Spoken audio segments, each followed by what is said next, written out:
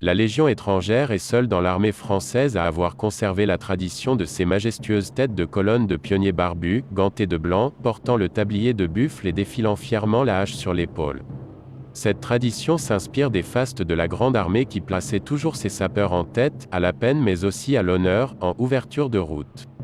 L'origine des porte-haches des compagnies de grenadiers, ancêtres des pionniers, remonte au XVIIIe siècle.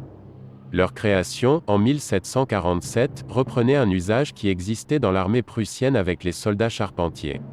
Combattant au plus près de l'ennemi, les grenadiers étaient considérés comme des soldats d'élite, ce qui leur conférait quelques privilèges, comme ceux d'arborer des insignes spécifiques, d'où l'origine de la grenade, et de porter la moustache.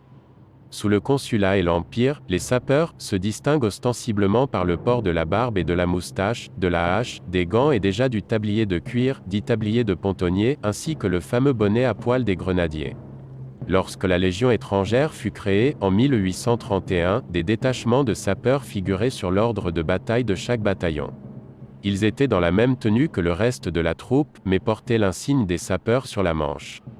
La coutume du port de la moustache et de la barbe est officialisée et devient une obligation à la Légion étrangère en 1844.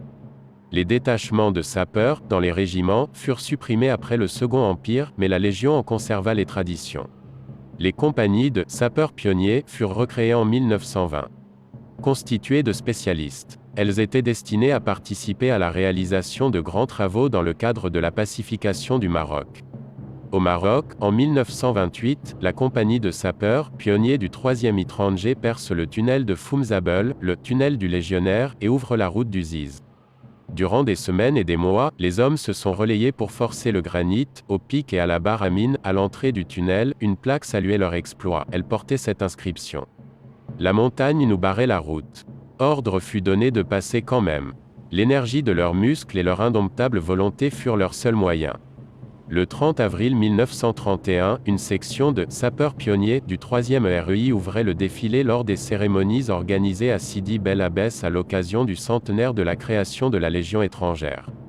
C'était la consécration d'une tradition qui s'est perpétuée jusqu'à nos jours.